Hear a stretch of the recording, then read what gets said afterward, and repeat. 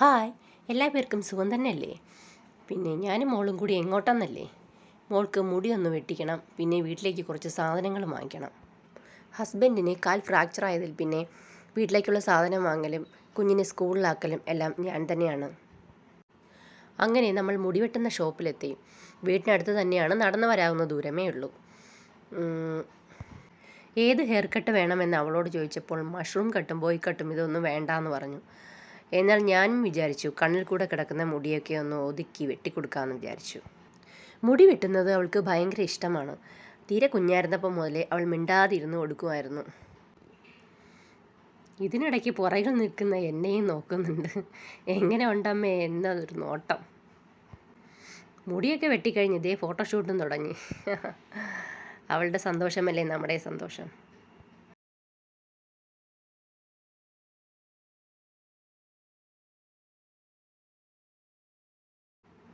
അത് കഴിഞ്ഞ് നമ്മൾ നേരെ വീട്ടിലേക്ക് കുറച്ച് സാധനങ്ങൾ വാങ്ങാനായി മാർജിൻ ഫ്രീ ഷോപ്പിലോട്ട് കയറി.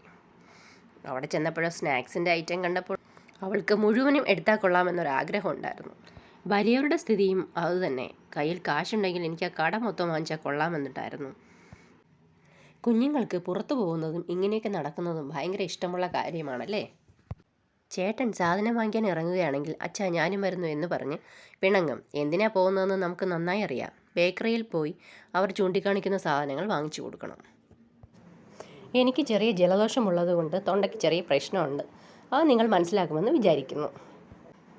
നമ്മുടെ ഒരു ചെറിയ ചാനലാണ്, തുടങ്ങിയിട്ട് 1 മാസമേ ആയിട്ടുള്ളൂ. അപ്പോൾ നിങ്ങൾക്ക് ചാനൽ കണ്ട് ഇഷ്ടപ്പെട്ടെങ്കിൽ സബ്സ്ക്രൈബ് ചെയ്യണേ. നിങ്ങളുടെ അഭിപ്രായം എന്തെങ്കിലും ഉണ്ടെങ്കിൽ കമൻറ്റ് ചെയ്യണം, എങ്കിലേ എനിക്ക് അറിയാൻ പറ്റൂ. പിന്നെ ചെറിയ ചെറിയ വീഡിയോസുമായി ഞങ്ങൾ ഇനിയും വരുന്നതാണ്. നിങ്ങളുടെ അഭിപ്രായങ്ങൾ കമൻറ്റിലൂടെ അറിയിക്കണേ. Thank you.